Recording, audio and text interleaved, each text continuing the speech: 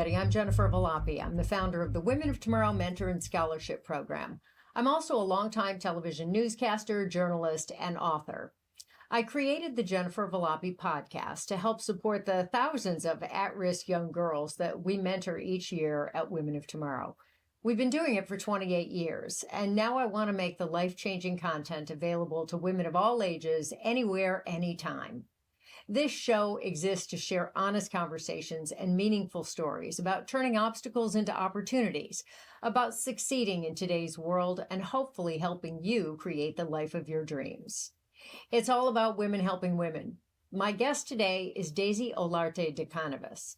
She is the Chief Operating Officer of Flag Luxury Group, which is a New York-based real estate development company that she co-founded with her husband, Paul Kanavos.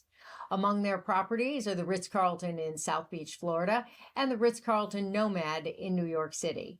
Together, they've developed billions of dollars worth of properties. Dayssi is also the founder of the Women's Power Breakfast in both cities, which features notable women from around the country discussing ways that women can elevate their lives. I've been emceeing these events for the past few years, and you have been donating 100% of the profits to the Women of Tomorrow Mentor and Scholarship Program, for which we are extremely grateful. It's so great to have you here, Dayssi. Thank you for being here. Thank you for inviting me. I really feel so honored to be here with you and so honored to have you as our partner in the Women's Power Series. And, we couldn't feel more proud and excited to, donate 100% of all the ticket sales to the Women of Tomorrow. Let's talk a little bit about the Women's Power Breakfast. And why did you start that? Give me the vision behind it. Well, it really did start with conversations with my daughter, Sophia. So Sophia is also a graduate of the hotel school, and she went out to work for Starwood Capital. And of course, she was one of the only women in the room in her division. And then whenever she went to any conferences or meetings, it was 90% men at most of these conferences and hardly anyone at the dais. And it felt sort of depressing that these conferences were only available to men, yet there are so many women that are still interested in this field and weren't getting the benefit of the networking, which is very powerful. So we just really felt that there was a void in the business conference, for women, especially in businesses where women are underrepresented. And, obviously finance and real estate and construction are places where women are very underrepresented. And you also keep your ticket prices down so that everyone can join, or so that it is accessible to people, right? We start tickets at $100 for students, $250, and then it goes up. Right. And you have women that want to sit front row and center, and they'll pay thousands of dollars to be there. You have female founders that are bringing their companies with them. They want a great table, or their companies are sponsoring, and, they want to do that. But we make it so that the threshold is low enough so that at least a third of the participants, are not paying the very high ticket.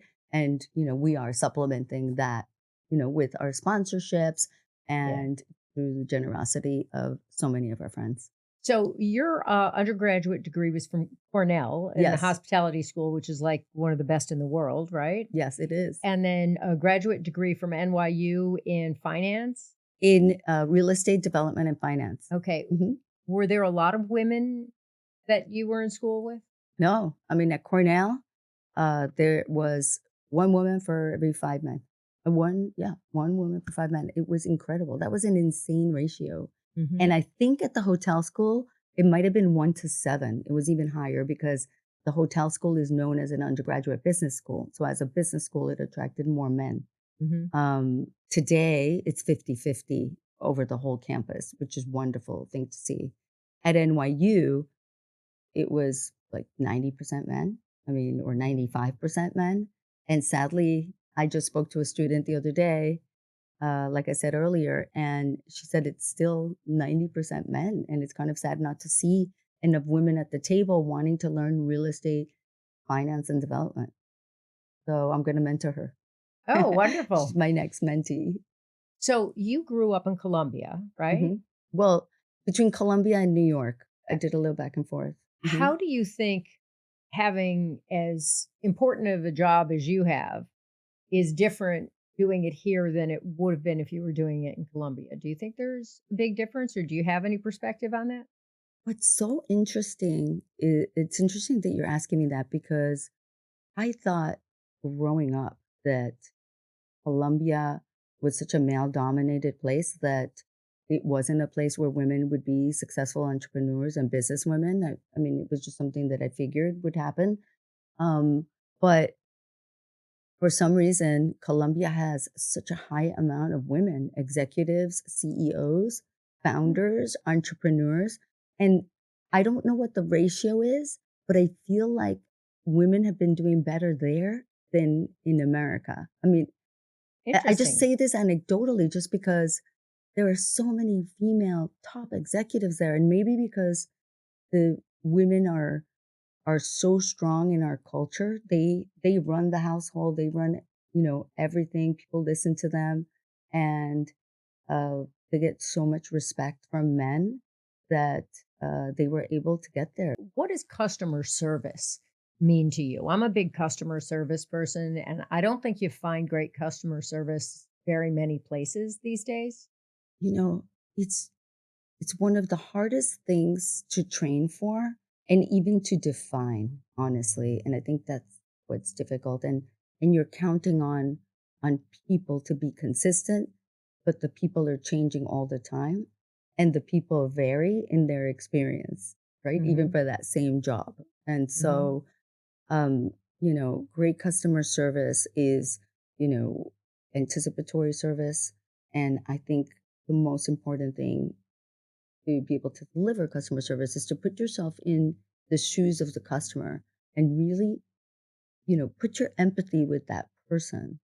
And that's how you can deliver great customer service. And when you empower your people to think like that more often, I think that you deliver better service. Hmm. And, because it is hard to anticipate and it's hard to train for that. I think the best people at customer service are people that are just generous and in general kind, you know? There are some companies um, where customer service is really important. I read a story and I can't remember what company it was, but they were interviewing for a job and they left certain things scattered around the building and all the interviewees had to walk by and see all these things that were either out of place or garbage or someone had an issue.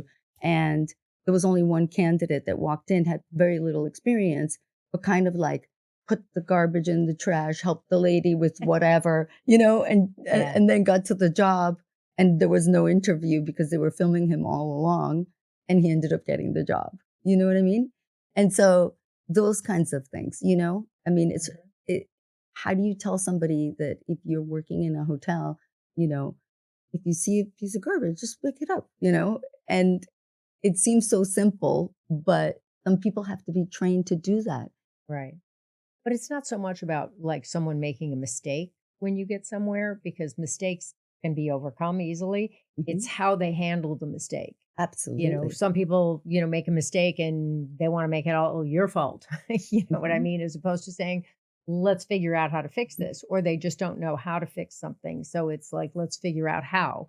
It's kind of like the problem solving, which is, I think, the hallmark of any good employee, right? You're hitting the nail on the head. I mean, the way you solve a guest issue could actually be the best thing to happen to a hotel. So we found at some of our hotels that some of the happiest guests are the ones that had a problem that somebody solved for them Yeah. so thoughtfully and made them feel so grateful. So they created a connection with each other that wasn't there before. Because sometimes if there's zero friction in your stay, you don't have the opportunity to connect with the people on the team, right? Well, anytime you feel like somebody went out of their way for you, you're thrilled, right? Absolutely. And this is really tracked so well at the Ritz-Carlton. I mean, I can tell you, they are incredible in tracking all of these occasions.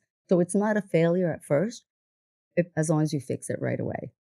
So when you're looking to hire people, what do you look for? Well, I don't do my own hiring in the hotels because Ritz-Carlton does that. But when we hire uh, at Flag Luxury, I think that, we're looking for people that are like-minded like us that care about their community, that are expert in what they're doing, right? And that are Mhm. confident and are really looking to get ahead, are questioning everything. And uh, I think above all, to me, it's really important to be surrounded around a good energy and a kind person.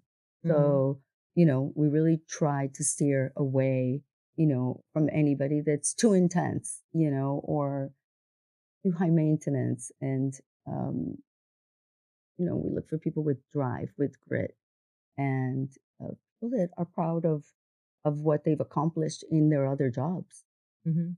Well, you mentioned grit. Is how do you look at grit? How do you is that something? Does it have to be in your specific industry, or is the grit more important that they have that ability to kind of overcome difficulties and problem solve? Grit is the only thing that is the difference between a successful developer and a failed developer because you're basically putting out fires all day. People are blocking you everywhere. There are failures. There are failures in shipping and pricing. Your contractors let you down. Your subs don't show up. There's so much that happens that you're it's like you're fighting a war and you got to win those battles every day.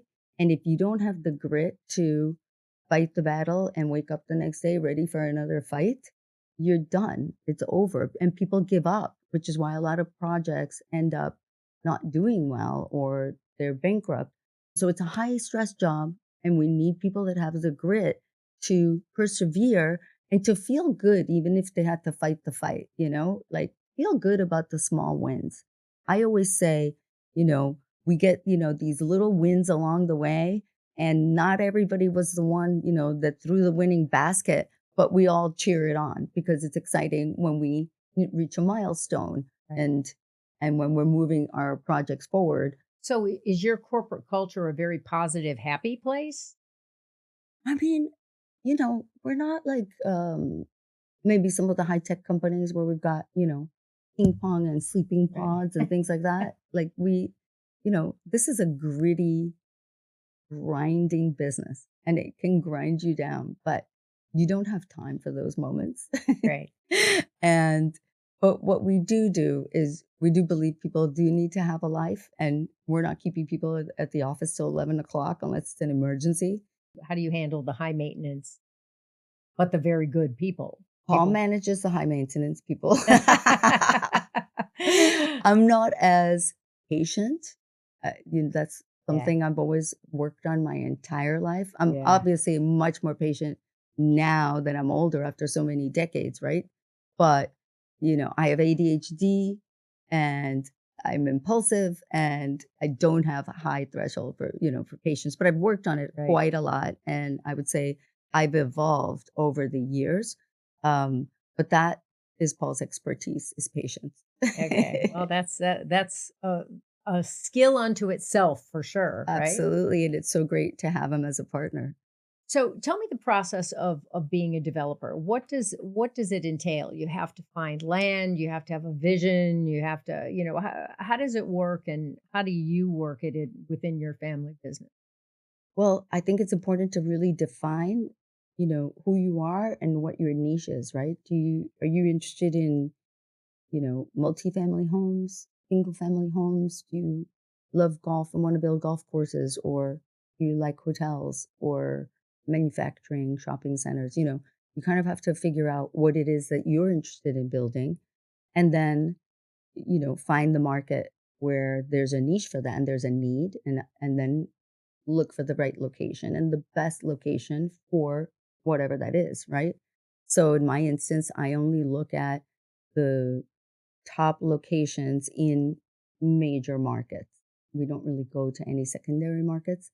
And once you find that piece of land and you negotiate the price that you think is fair and according to what you're going to develop, right? You create that pro forma. And if it works out, then you buy the land, right? Hmm. And then you hire all your consultants, your your civil engineers, your architects, your interior designers, you get your operator, everybody on board to design and create whatever it is that you want to create. In my instance, I'm doing hotels, right? So I focus on my operator early on so that I get the performa from them. Because literally, if you bring a performa from Marriott, you can bring that to the bank, right? And that helps you get your financing for construction and, to build and complete your project.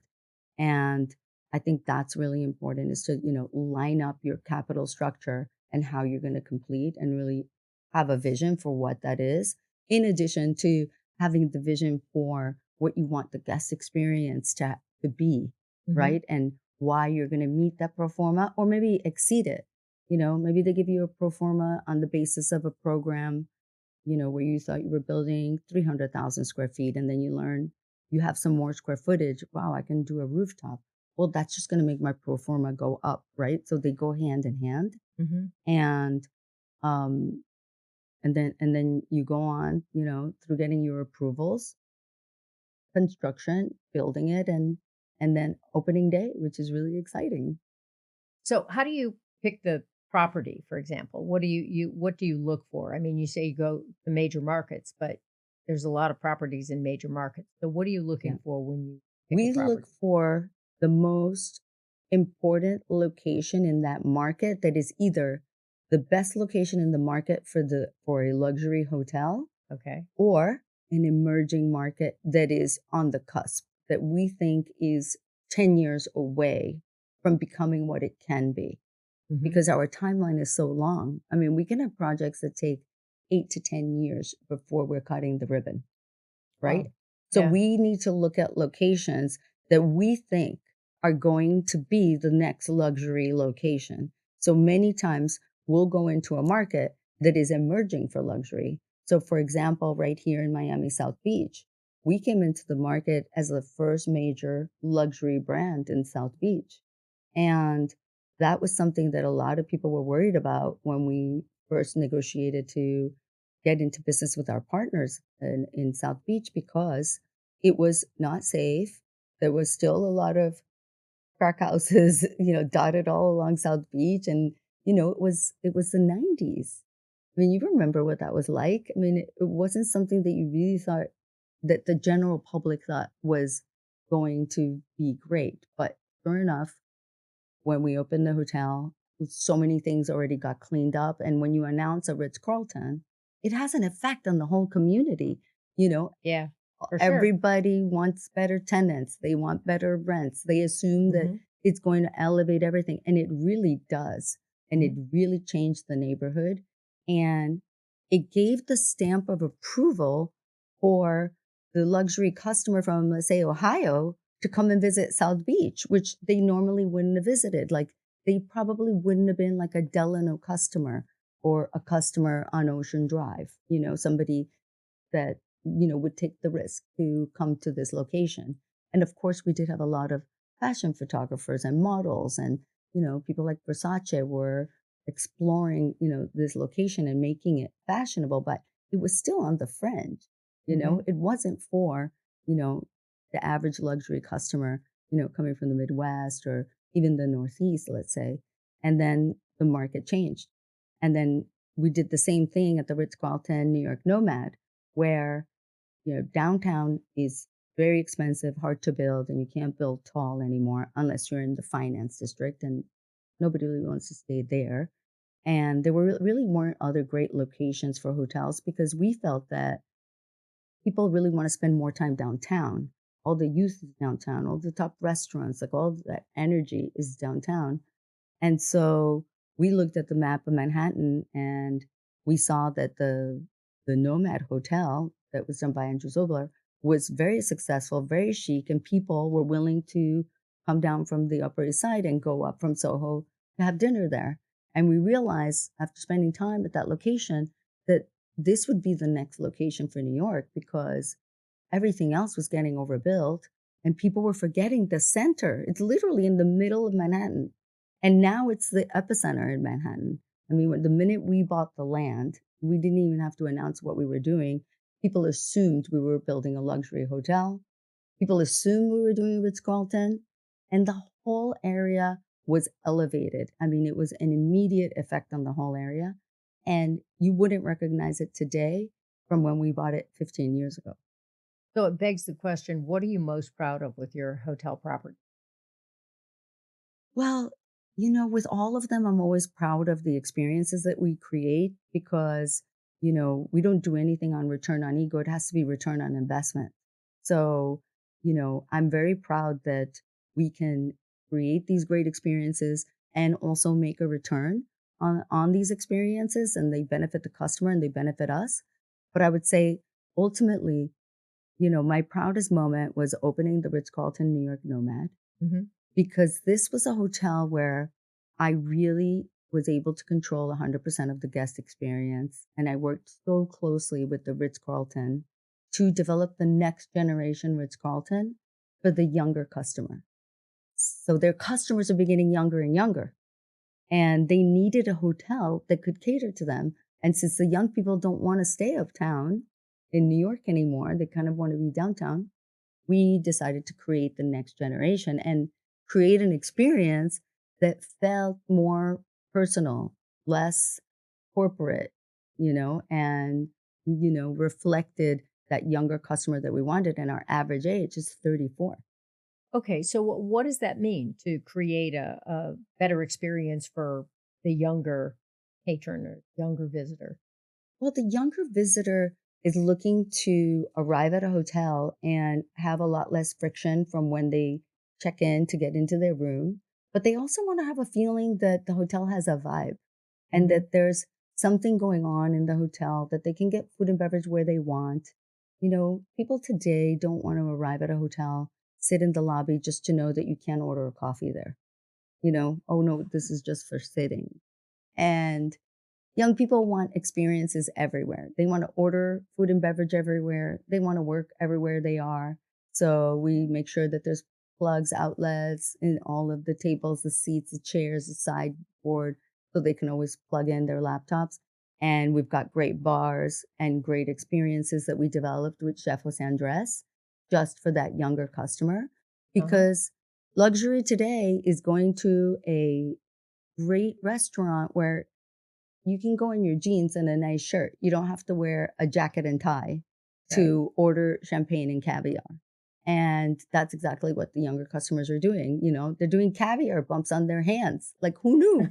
You know what I mean? And that's the idea, right? We're recognizing that things are changing and we want to cater to them. And we've been really successful at doing that. So do you get a lot of that input from your daughter and son? Oh, absolutely. They are our main focus group. And my younger son, Nicholas, he's 26. He works at Goldman Sachs, but he grew up in the business. Right. I mean, his input is so important. Interesting. Yeah, Yeah. for all Well, of them. because you see a lot of people in their 20s and 30s, what they're most interested in is the experience. They're all about experiences. They don't care Absolutely. about buying things as much as they care about the experience they're going to get, Hmm. and whether it's Instagrammable, Right. That's true. Do you set up specific places for people to do selfies and stuff like that with that in mind in the back of your mind? I think about um, not necessarily Instagrammable moments because I think they happen when you're deliberate on the guest experience and what you're trying to deliver. But I do think that it's really important that you have that like eye candy for people, right? So Mhm. um, when people walk into the Ritz-Carlton New York Nomad, they get a glimpse of our fabulous bar at the end of the lobby lounge. And it's so sexy, it's so appealing. Before you're checking in, you're already planning to have your margarita there. You're already planning to sit in that lobby. Like you can Mhm. imagine yourself there already, right? Because it's so beautiful, it's so welcoming, the music is great, and you can't wait to like check out your room, but then come back out and try out all of the outlets, right? So I Mhm. think, when you develop things that are beautiful and that are interesting and that are sexy and appealing, they normally will become Instagrammable. And so I think our bars are very Instagrammable. Even our experiences are Instagrammable. For example, we've got the Drinks in the Clouds for Nubaluz, which is our rooftop bar that was designed by Martin Brunitsky. And people love that. And that's always on Instagram, the cloud drinks and the caviar bumps and things like Hmm. that. I think that happens too, but it's just what they're demanding. Yeah. Yeah. Interesting. I've seen more interesting looking powder rooms, women's bathrooms Yes, at the restaurants. bathroom And selfie. yeah, I mean, you go in and everybody's taking a selfie and it's like, whoa, what is this? It's really funny because I think that's very much driven by the interior designers now. Like they are Uh-huh. all fighting for who's getting the bathroom selfie because every interior designer I know creates now these great bathrooms for us, and they know that that's what the customer wants, they want a great picture and no matter how little it is, right? Sometimes even the little ones are just like this jewel box that's so fun to photograph yourself in. Yeah. So, how involved in the design are you? I'm intricately involved. So I'm not a designer. I choose the interior designers for our projects and I work very closely with them and I talk a lot about what our vision is for the property and what success means to us and about who our customers are. And I work very closely with our brands and what the psychographics are of the customer and What the what? psychographics, I don't know what that is. like who they are, who do they want to be, what do they aspire to be, what do they look like, and what are they wearing, and we provide images, that show like our kind of customer and what we think they might look like and who we're targeting, right? And and then I show them images or we talk about things that I think were successful and things that I think are great and things that I don't appreciate that I think were a fail, even from a top designer or a top hotel that I saw somewhere. So we talk about all of those things, but I let them know I don't want this to be something that looks like my personal home or Mhm. that looks like another hotel that I've already built. Mhm. This hotel Okay. is not for me. This hotel is for my guests. And Right. I want it to be unique and I want it to have its own point of view and it's its own personality. It's like a persona. All the hotels are Yeah, different. they're Tell me different. about music. How does music, like when you walk into the lobby and there's the bar in the back and there's music going on, how does the music set the scene for the guest experience? I think the music is so important. I think, especially for the luxury customer, they do want to have music, but they don't want to walk into a loud nightclub. Hmm. The luxury customer is happy to go to the loud clubs and the loud party scene when they want to. Hmm. But when they walk into their hotel, they want to feel a vibe, but they don't want it to be overwhelming. And so I think that the feeling that you get at guest check-in is of more calm. Like, hey, you've traveled. Your luggage was late. Your flight was delayed. Who knows what happened to you on the way? Right. We're here for you. Calm down, take a breath. Like you're home, right? And that's what we want them to feel on check-in. But then once you get closer to the food and beverage areas, the music starts going up a little bit. So the music in the lobby lounge is a little more energetic. Then you get to the bar and gets a little bit more vibey and, louder. And you go to the rooftop and it's happening, it's fun. And I think that's a really important thing to understand is where you're greeting your guests and how you're greeting them and how you're welcoming them into your environment. So is the music philosophy, for example, the same in South Beach as it is in Nomad, or are they different because your New York customer versus your South Beach vibe? Um, you know, Interesting. I think that in South Beach, uh, the music, it's changed over the years, right? We've opened that property in 2003. Long When time ago. I mean, believe it or not, our guest DJ in the lobby was Lady Bunny. I don't know if you remember this DJ is Okay. so great. Loved Lady Bunny. And we actually had Michael Capone was promoting our Delito Beach clubs because really only the youngest customers that wanted to party were coming still to Miami Beach, right? Mhm. So very much the big party scene. So in those days, in the beginning, it was definitely like, hey, you're here Miami Beach to party, to do this, et cetera. But as Miami Beach has now and all of Miami kind of grown up and grown out of that a bit. Now we have huge convention center business, huge business conferences all the time. Yeah. And that has changed the vibe and elevated it in a way that I think is fantastic for Miami Beach. I mean, those olden days were fun, but they were short-lived, and Miami Beach had to evolve and had to grow, and all of Miami Mhm. now Miami has an economy that is so much more diversified than when we first opened in 2003. And it's such a different city, and it's a world-class city now attracting people for so many different things. So the music has changed. Like, it's not, you don't walk into the party scene, you walk into a luxury Ritz-Carlton experience where it's a little bit more subdued, but you still feel that you're in Miami. Like, it still has to be, you know, happy. We're not in Boston, for example, right? Right. So people are still coming to relax and let their hair down here. And people want to feel the tropics. People want to feel that they're in the tropics. So I think, a little bit more tropical music is fun for our Mhm. guests. And I think that's different for New York, where we're not going to do, tropical music there, right? It's Right. more of a New York vibe and a very sophisticated vibe to cater to a lot of European customers and, the sophisticated customer that's visiting New York for shopping or business. But it's less of a group hotel than the Ritz-Carlton Egypt. Yeah, no, I think when I go to a hotel in New York, I always want to hear a piano bar somewhere. I want, Mhm. you want a piano bar, you want to hear some show tunes.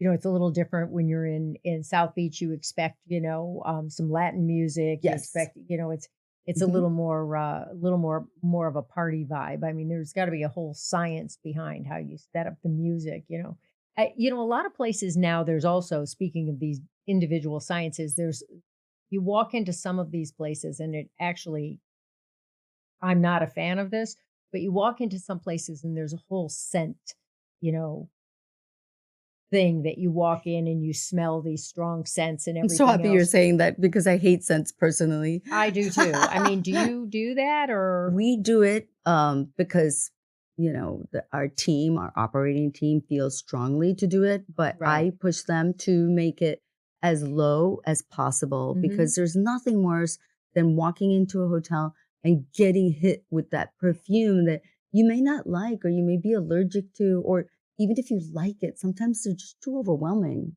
Right. And, I always ask for it to be like just really the mildest possible so that it doesn't interfere. Like, because you're going to get the message and, through the smell, if it's going to relax you and make you happy, or that will happen even if you're not getting the full odor. Yeah, I mean, it just seems like it's so common now that it's I almost know. like I'm hoping it's a fad because I personally can't stand it.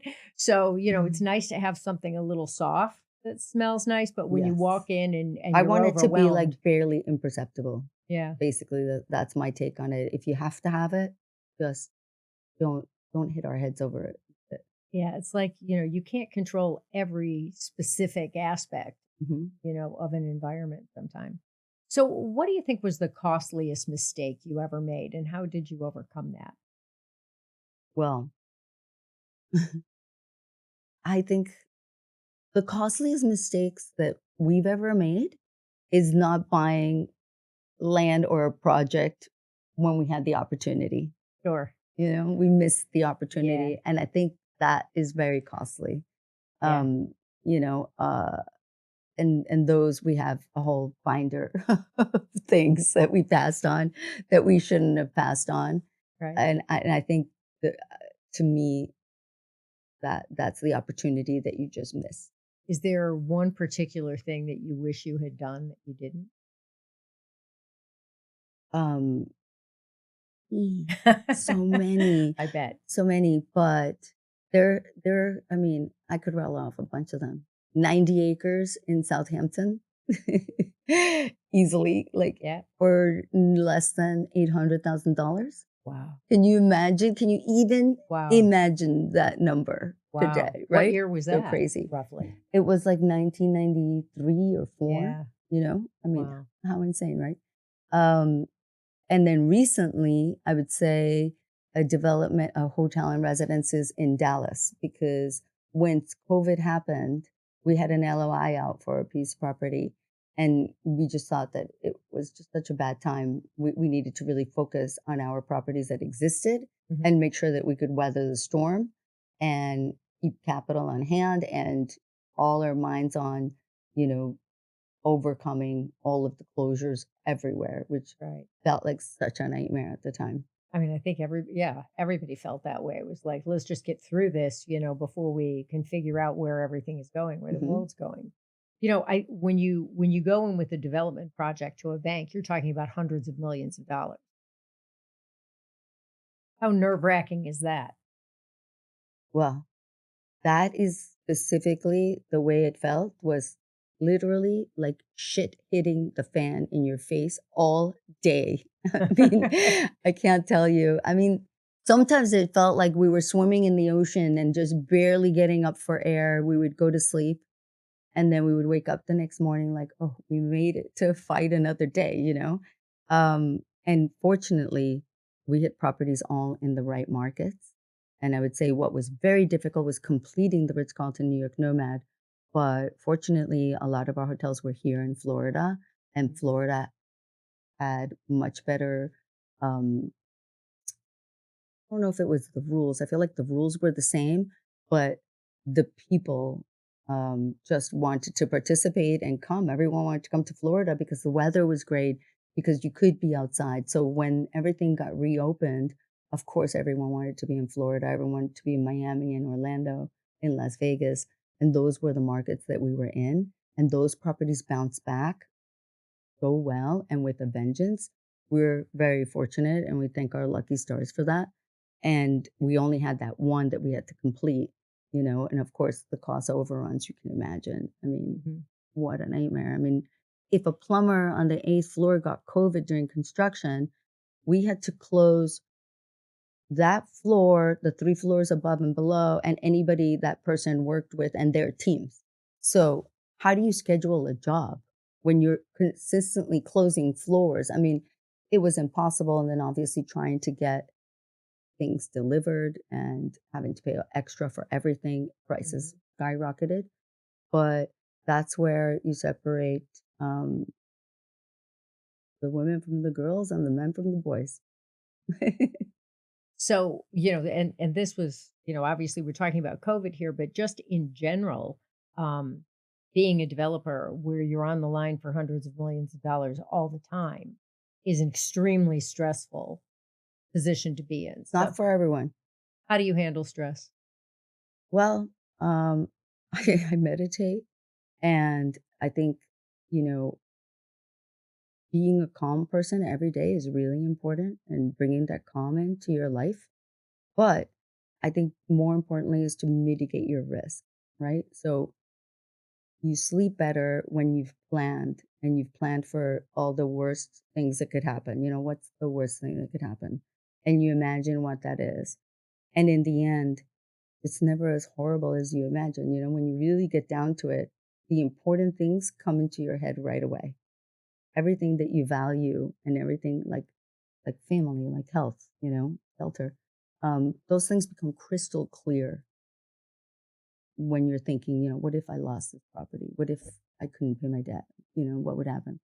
And those moments bring a lot of clarity to the rest of the year. And I think the way we also mitigate risk is by not overborrowing, by keeping our debt ratios at a place where they're comfortable and where we have enough cash on hand if anything should go wrong.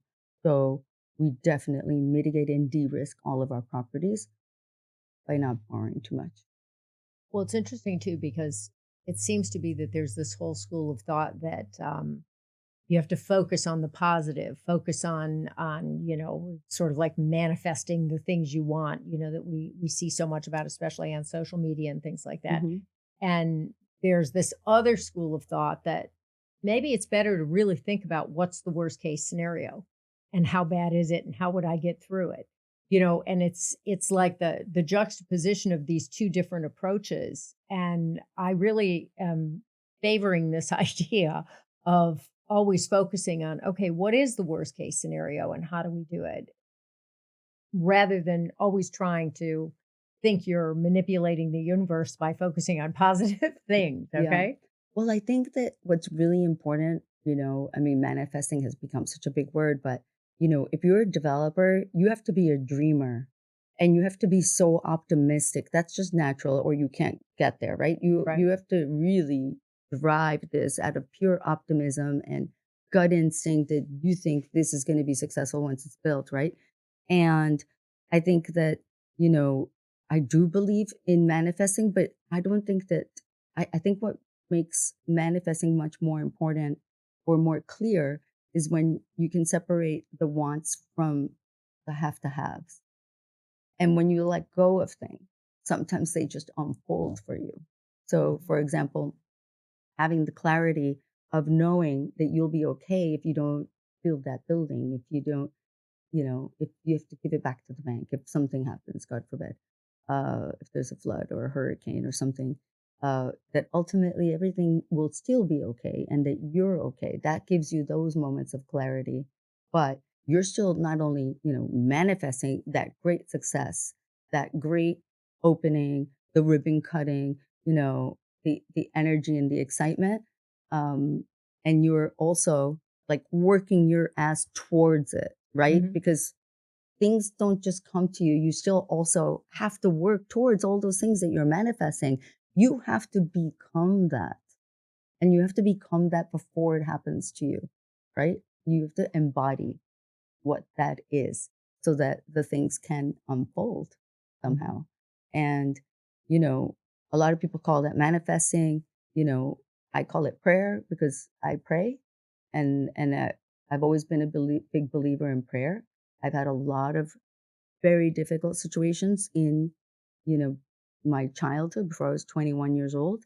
And that just gave me that kind of faith, to pray for things and just continue to working hard and just have the grit to follow through. And I think Mhm. that's why I was able to become a developer because it's not for everyone. What was the biggest obstacle you ever faced in your life? Was it in your childhood? Oh, yes. Very sad story. Um, I was 19 years old and I took my best friend from college. What is-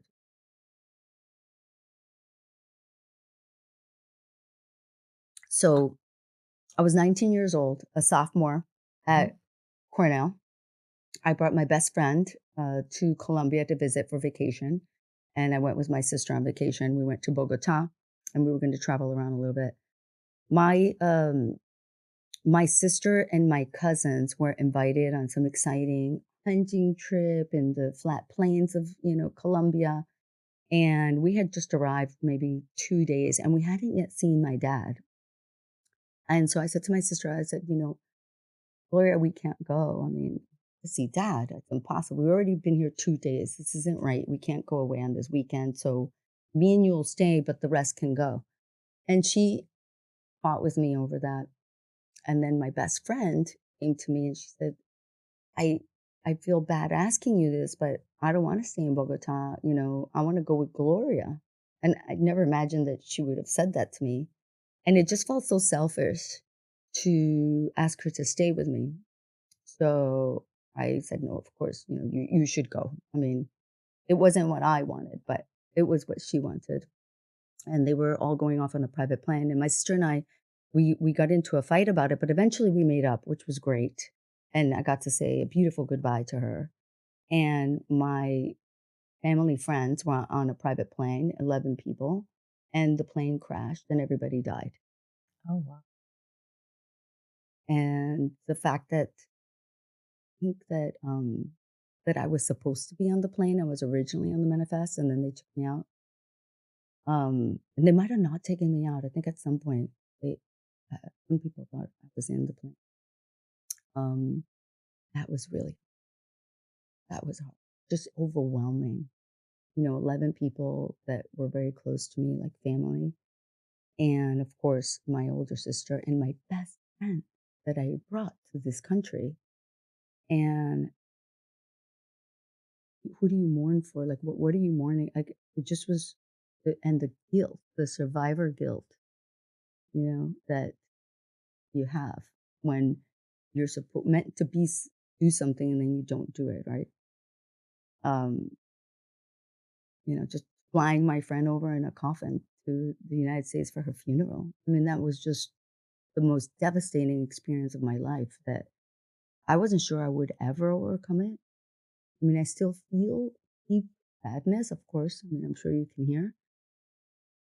But it was over 40 years ago, and honestly, overcoming that was the biggest challenge of my life.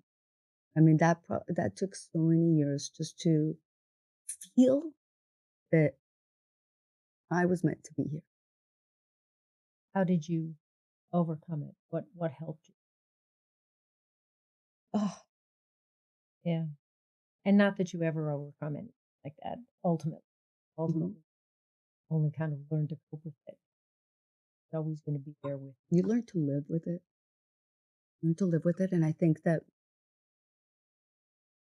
learning finally that I am supposed to be here was a long journey, and praying and being spiritual and reading books, mourning and how to like mourn properly, and but there was just so many things that I had to deal with that situation, and then going back to Cornell that semester was so painful, because everybody is living their lives, partying like crazy.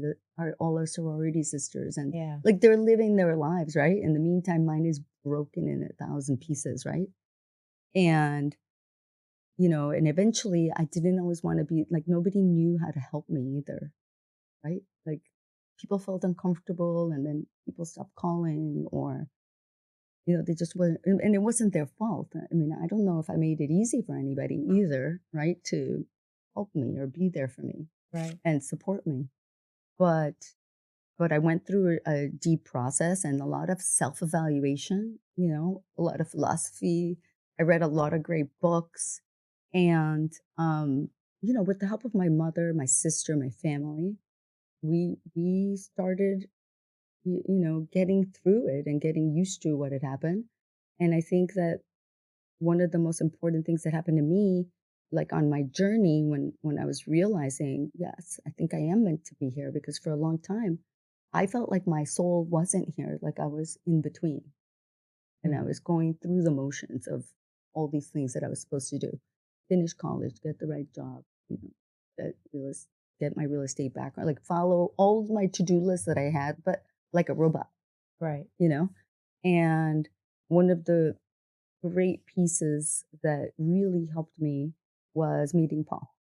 Mhm. And Paul is such a spiritual person, and he's so soulful, and he really helped me sort of get to that point where I knew that I'm meant to be here, and that this is where I was meant to be, and that my soul, for whatever reason, picked this journey, and I have to continue it, and I've got to believe that I'm doing the right thing, that I'm giving person to my community, that I'm contributing. I want it to mean something. If I'm here, I want to make sure that I'm contributing to my family, my community, anybody around me, and that I can uplift people on whatever their journeys are or their troubles are, if they have them, and do things that I'm excited about doing, like building great hotels. So for people who are struggling with loss and mourning at this point in their lives, is there a tip you give them for coping with it? Yeah, well, with mourning specifically, because my father died 2 years later, he just couldn't overcome his sadness, and he just died of stomach cancer. He ate himself up from the inside. He couldn't cope with his older daughter dying at 26. And I think what's really important is to follow the mourning steps. You know, through like all of these steps to mourning, so that Mhm. when you squash them down, they come and they haunt you. And I think that that happened to me the first go around, just because it was so overwhelming. 11 people. Who do I mourn first? Or, obviously my sister, but like so 11 other people, right? Right. And, and my best friend. So I think that, going through the proper morning steps is so important. And I feel that I really like the Jewish religion. They require that morning period, where you're sitting Shiva. Right. And I think that, what an incredible tradition, to literally force yourself to be there and talk about the person and go through it so Mhm. that you can overcome. So I think things like that, Yeah. I tell my kids, any funeral we have in the family, we're gonna sit Shiva, even though we're Catholic, because I mean, that's just an incredible thing to do, and it is important to follow the steps as hard as they are so that you can get to the point where, there's acceptance. Yeah, and even like the anger, right? I mean, there's an angry stage too, and then Yeah. people feel guilty because they're feeling angry in their grief. And all of the regret, right? What if I didn't let them go? What if I got angry? What if I Right. did this? Should I have fought more? What Mhm. would it have been worth it? Who knows? Maybe had they stayed, the plane wouldn't have crashed, but I believe that it was their time and there was nothing none of us could have done about it. And that's the only way you can look at it, really, Yeah. in any way. Mhm. There are some things that are just out of our hands. And foresight is great, but we don't have it, Mhm. you know. Of course. So, so getting back to real estate and your projects and development, what gets you super excited? What do you see that all of a sudden you go, "Oh, well, oh, we got to do this." All any new thing I think that happens in our industry, all these innovations are quite exciting. I I love the push everywhere for wellness and longevity.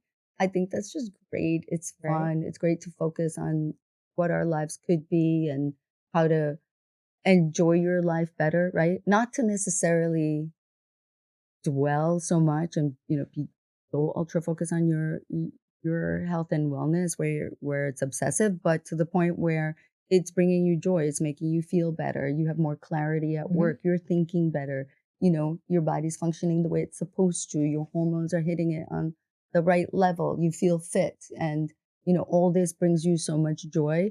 And I love that, and I want to bring more of that into our hospitality projects. I mean, in Uh-huh. like everybody does, but also I want to think about better ways to help people unplug without asking them to unplug. So really offering experiences where people just want to put down their phones, and maybe they don't even want to take a picture, you Yeah. know, and just help people become immersed in an exciting experience that is enjoyable and, where they're not always looking at their phone.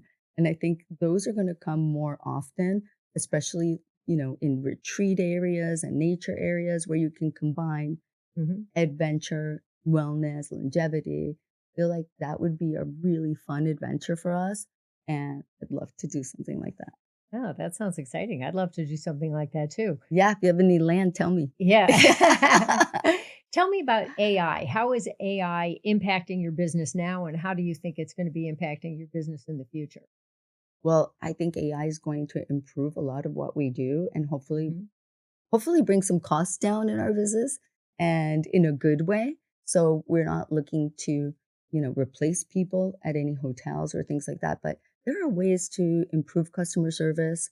I mean, now you've got, the predictive AI agents that are conversing with your guests and things like that. So we're looking to use more of these things because, the old fashioned phone call from your room to get something doesn't work anymore. People are all over a campus and they need help Hmm. or they need a reservation, and you don't want them to have to walk all the way through the whole hotel to find the concierge or try to grab them on the phone when the phone is ringing off the hook, right? So I love these, WhatsApp concierges at the hotels now, and I'm working to get that in all of our hotels.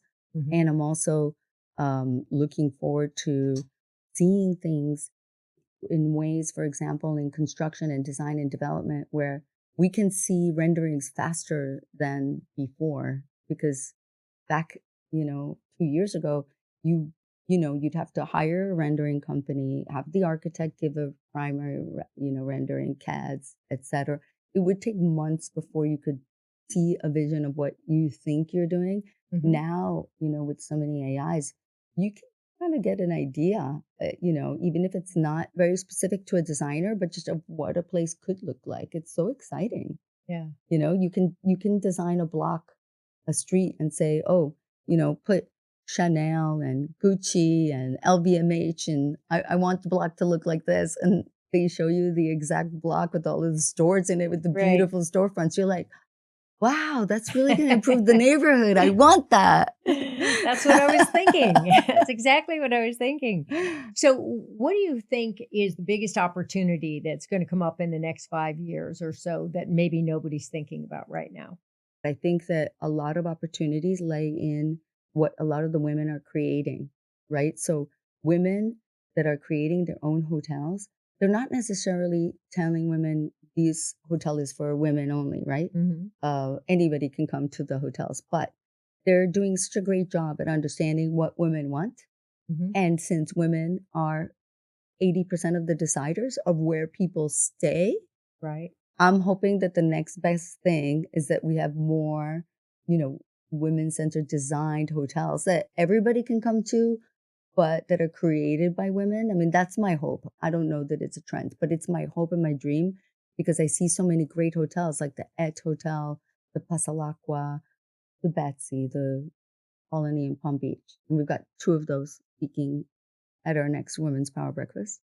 And I really admire what they're doing. And women are the deciders. And I would say at the Ritz-Carlton New York NoMad, we had a female team that was deciding on the guest experience. Hmm. I mean, there's no question why that experience resonates with younger people and with everyone, right? We're the people that empathize the most, right?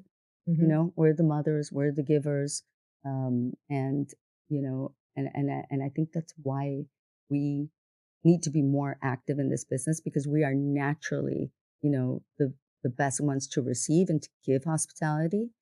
And I think that in the industry, just in general, it's all going to be experience focused, and everyone is focusing on, what are we going to do to generate that and to create these experiences for people, and um, and more travel to remote, unexplored places, more adventure travel, and Okay. even better, better than anything you've imagined right now. And making it more luxurious. Hmm.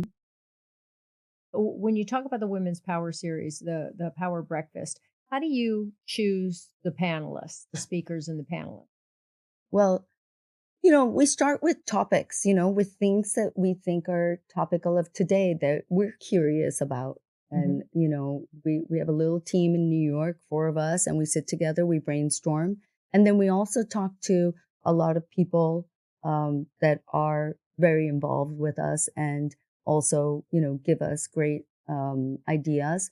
We definitely survey all of our attendees and get ideas from them, which is wonderful. Hmm. I still need to get more surveys back, so I'm going to require that, this time. And they just give us such great feedback. So part of that Yeah. is from the audience themselves. And then, once we know what the topics are, then we start looking for people that are local to the city, either local to New York or local to Miami that fit that Hmm. topic. And then sometimes, we find somebody that we really love that might have to travel, and we're okay with that too. So I think this year we might have three speakers that traveled in for this, but otherwise they're all Miami based. Okay. Can you finish this sentence? Every professional woman in business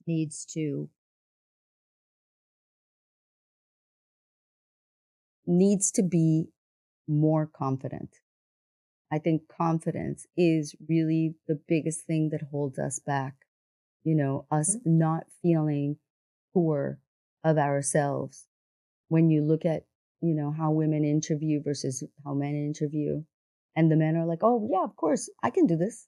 I can do this and I can do that. And I did that. And they take credit for everything, right? And they're exuding confidence. So you think, well, I want the candidate that knows that they're doing this, not the Yeah. one that's like, well, I'm going to try. And I was only a team member as a part of that one. And, Right. sort of more sheepish. And, and that's just one example in an interview, right? But I think that women have to do what Lydia Finet says, claim your confidence, put your feet in it, imagine that you can do it, put it out there as if you are doing it, and it's not a lie, it's not an exaggeration, because everything that you will be able to do in the future, you're able to do now. Yeah. And you have to take that opportunity and live it now, because nobody is expert at everything, and nobody was an expert when they first started. Exactly. Well said. What's the best piece of advice someone ever gave you? Um, I think it was my mother-in-law, actually. Um, and this doesn't necessarily have to do with business, but it has to do with finance.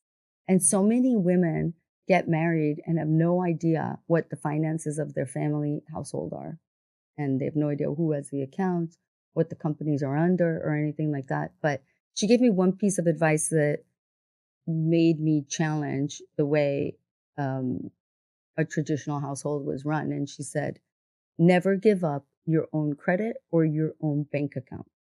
And this was interesting coming from her, because I don't think she had her own credit, but she did tell me to never give up my own bank account. And I thought that was so interesting. And she said, there was a couple of times where I kept my own bank account and my husband ran out of cash, was in trouble with a bank, and I saved the day.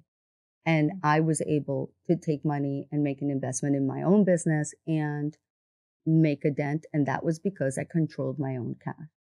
And that was just, a really enlightening moment. I guess I always thought we'd have commingled accounts because we did end up being partners. Mm-hmm. But what we did was do things like we have commingled accounts and I have my own account. Mm-hmm. Yeah, I think that's excellent advice, Mm-hmm. actually. I actually meant to ask you this Okay. earlier, but what kind of meditation do you do? I do TM. Okay. I learned how to do TM with the David Lynch Foundation, and I found that that was the one that worked for me. I had tried meditation for so many years, but I couldn't like not think of something, or the guided meditations just had so much chatter in my head. Like I could like argue with whoever was trying to guide me kind of thing. Yeah. And the TM is so great because even if you have other thoughts going into your head, as long as you go back to your mantra, Right. you're still successfully meditating. So for a person with ADHD, I think that made it the perfect choice for me. I actually started doing TM. I took a class when I was a teenager, and I've done it off and on throughout my life. And it's one of Mm-hmm. those things that I keep aspiring to get back to on a regular basis, because it can kind of fall to the A wayside hundred sometimes in percent. a busy life. Do you do it Yeah. twice a day or once a day? I mean, I really do it once a day regularly and sometimes twice a day.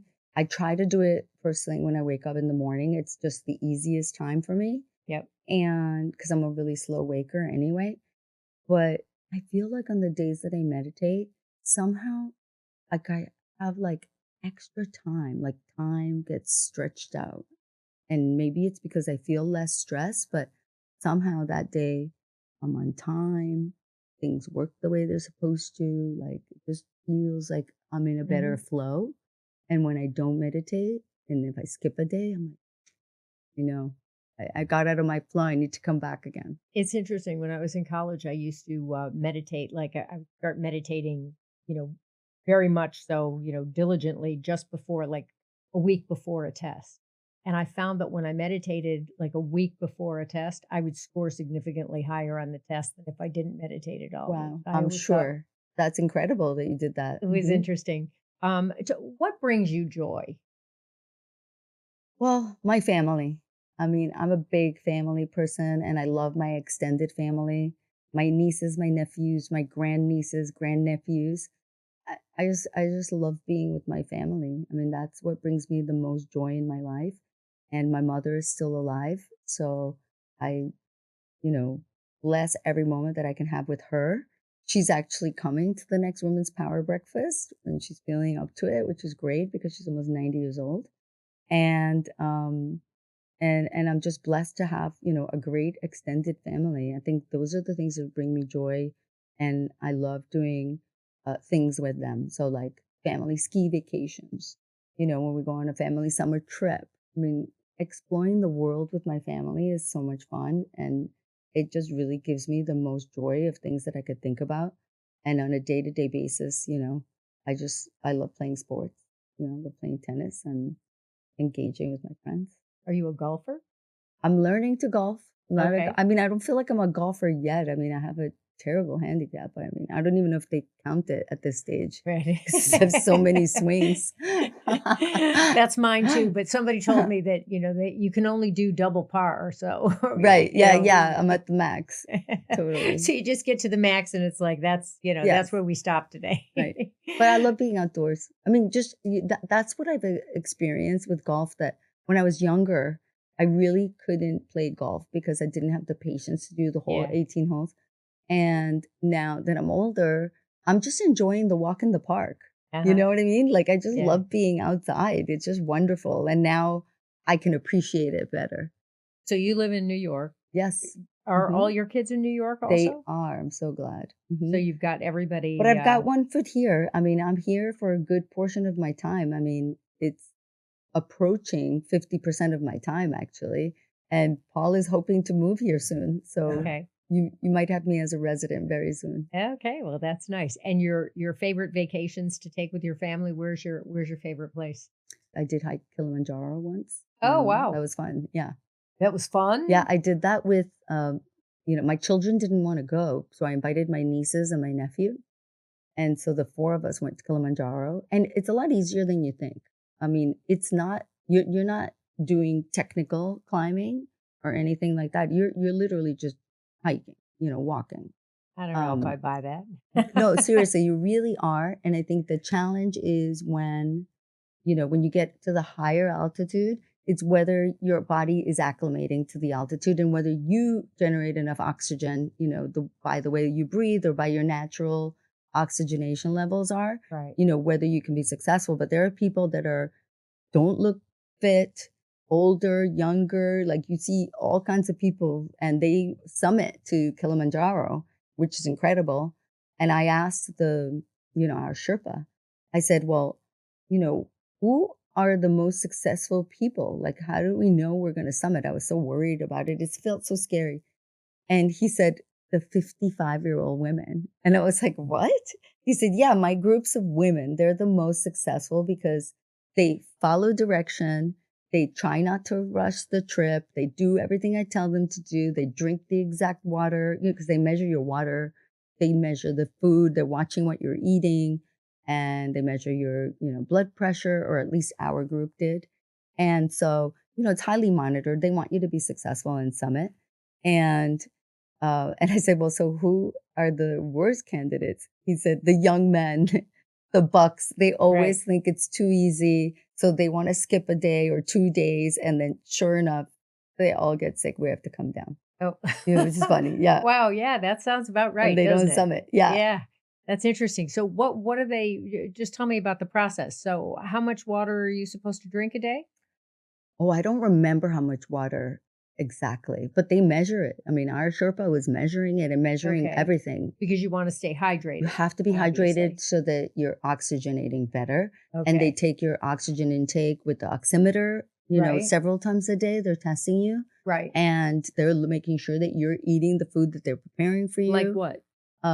They do stir fry kind of food mostly. Okay. Yeah. So is it and it was carbs? fine. Carb heavy? No carbs? Is it?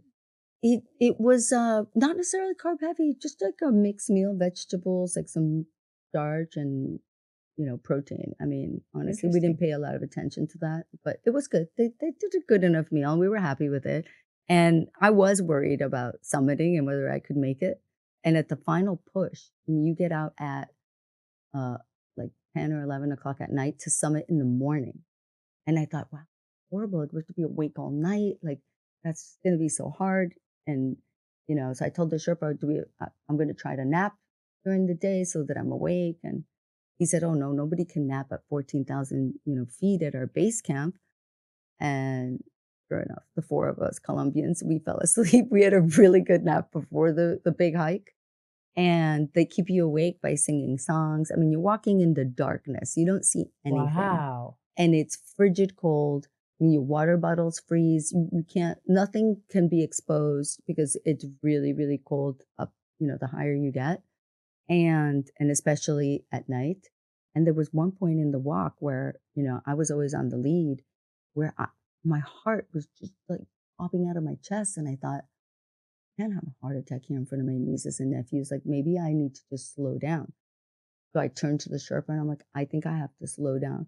And everybody was like, thank God, because they were like, we're having a heart attack. Like, you're going too fast. And, and I was like, why did you tell me? Like, I could have slowed down. And they were like, no, you're the oldest one. And nobody wanted to say anything because we wanted to keep up. Right. And my niece was like, you're killing us, Yeah, and so funny. eventually we all slowed down. I felt good about that. I was like, oh, thank God. I thought I was, I was really pushing it until I couldn't anymore.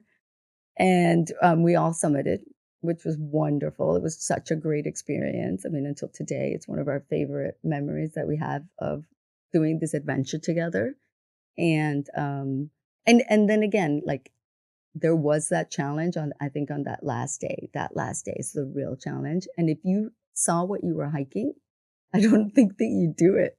I mean, honestly, when I saw it coming down, I thought, I did this and going up. This is insane. It's all ice and snow. And it feels like it looks like straight up, but it's really not, but it just feels so steep from 14,000 to the 19,000. And, but summiting is beautiful. And you do it at 7:00 in the morning and the sun is shining and then it gets really warm and then you're peeling off layers, then you're just taking everything off and literally like skipping down the mountain. So what does that do to you mentally to be able to say, I did this? So exhilarating, right? It's just so exhilarating. And it's such a powerful reminder that everything is just one step at a time. When you're young and ambitious, you have a lot of ideas of what you think being a woman in power means. What do you think we get wrong? Yeah. I think that and I think for all young people, it's that you can go from like A to Z, without doing the middle, that all of a sudden you could appoint yourself or give yourself a title and you're that thing without doing all the work in between. And you really just have to do the work that happens in between before you get there. And it's not about what the title says, it's about what you're personally learning every day and accomplishing. Mm-hmm. And, the truth is that if you really want to be successful in your business, you have to be obsessed with it and you have to be hyper focused on it as if, that's the only thing in your world, even though, of course, there are other things in our world and we have families and we have children, but you still have to be so obsessed with it to be successful. And, especially when you're younger, I think that time to gain expertise and learn by doing is so important. And you really only have a certain amount of time before you get married and have kids where you can just dive in and give yourself to becoming what you want to be. And it just takes a tremendous amount of work and diligence and drive. And there's not always a balance, as much as everybody talks about balance and we all want to be balanced and zen and whatnot. But if you want to be a really successful entrepreneur, you have to know that there's going to be a lot of times where there is no balance and there is no zen and there is no resting and there's giving up things that are important to you and making sacrifices until, you become more successful or you've gotten over the hump and you can take a breather and regroup. We were talking about confidence before, and I think, confidence is kind of something that, I don't know, sometimes some people are born with it, some people figure it out along the way. But what do you think has always made you confident? Did it come from your father, maybe sometimes? I think a lot of it did. It's funny that you're saying that because he had 3 daughters and he felt that we could accomplish anything. He was very inspirational with us. He really felt that we could be the stars of the moon, whatever we wanted to be. Mm-hmm. And that was incredible in instilling confidence. But I think also seeing that I had a mother that also always worked. My mother always had a job was one of the first women in Colombia to ever get a college degree. I mean, even in those days, one of the first women ever in the world to get a college degree. Yeah. You know what I mean? Because, this was like the late 50s or early 60s. And seeing that she could pursue a career that at her time, being a translator, was something, that most mothers didn't do. So I really looked up to her. And I think that part of it was also like innate. There was just something inside that I just always believed in myself. Even when I've had detractors, even, when I was little, I had ADHD. I got in trouble in school all the time. That was hard always, to be in trouble and to feel like you couldn't control yourself, and I couldn't sit still. I talked too much in class. I was impulsive. I didn't listen. Yet the other side of my report card was straight A's. And getting the straight A's is a big confidence booster, right? Yeah. That felt like, well, I can do this. And this other side, they just have to bear with it. Yeah. I get it. And that was important. I think, knowing that I was good at school and I was great at math and, that I could learn anything. I just felt like I could learn something and be good at it if I tried to do it. And I tried to do a lot of things that I didn't know how to do before. And getting mastery in small areas, small mastery. I don't mean like professional, right? Like learning to play basketball when everybody in the grade already knew how to play. And it was my first time playing and I couldn't even reach the hoop, right? Finally, I land on the basketball team and become a starter, like those little wins, all the little mastery. I think that just develops your confidence in life and you realize, everything's a learning process. And if you're a learner and you like learning, you can put your mind to anything and make it happen. Take the win. Mm-hmm. How do you build a successful marriage? One day at a time. I mean, there is no question. I think that many people feel that, you get married and all of a sudden you've established this foundation, and that it's this strong foundation and you build upon that, et cetera, et cetera. And I look at it very differently after many years of being married. I feel like a great marriage is like having a sugar cube in the rain and protecting it with your dear life, that it will be whole when you get home. Okay. And I feel like that is what makes a successful marriage, is to realize how fragile it is, and when you've had your ups and downs with your spouse, which every couple has, and we've had them, you realize, wow, that's so fragile. You can go so easily from this undying, passionate love to all of a sudden looking at that person like they could be your adversary, and you think, is that possible? How can this happen even for a moment? And when you realize that that is possible and that if you let that continue happening, you will no longer have a successful marriage, then you learn to really protect it and you learn to value it and you learn to, show your spouse how much you value them more often and, really just be generous more often and more caring. And, I always hope to be a better wife every day and be more supportive and more loving and more kind and more thoughtful, every single day than I was the day before. It's almost like to truly despise someone, you have to truly love them because you let them into your life. Absolutely. Mm-hmm. How long have you been married for? We've been married 34 years. Wow, nice. Yes. Congratulations. Thank you. What would be the one thing you want to pass on to your daughter? I want her to let go of fear. Fear holds us back as entrepreneurs, and fear holds us back as business people and just in general in life. And most of the things you're afraid of don't actually happen. And that was a lesson I learned from Paul. And this was right. So letting go of fear and getting out there and take risks. I want my daughter to be able to take risks in her business and to take chances and feel good about them and learn from her mistakes. And those are just stepping stones to success. It shouldn't ever hold you back from continuing something or from, trying it again and again and again or trying it differently. But Never let fear hold you back. Very good. Perfect way to end. Dayssi Olarte de Kanavos, thank you so much for being here. It's so great to have you on and to have the opportunity we see each other, but we don't get a chance to sit down and chat. I So know this this is was nice. fun. Thank you so much. I really appreciate it. I loved being here. Let us know one thing from today's episode that resonated with you and send it to us on my social media at Jennifer Valoppi, or you can post it in the comments and we'll post and read your responses to hopefully help other women who might have missed it.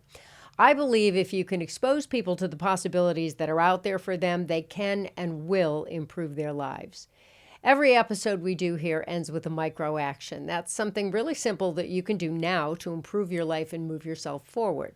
So today's micro action is to go to your social media and find something that doesn't make you feel good about yourself and unfollow it. Remember, every step you take takes you one step closer to your future. And finally, we support the Women of Tomorrow Mentor and Scholarship Program and the thousands of young women who are served through mentorship, education, as well as access to opportunity. If this conversation inspired you at all, please subscribe, follow me on social media at Jennifer Valoppi, and don't forget to learn more about Women of Tomorrow at womenoftomorrow.org.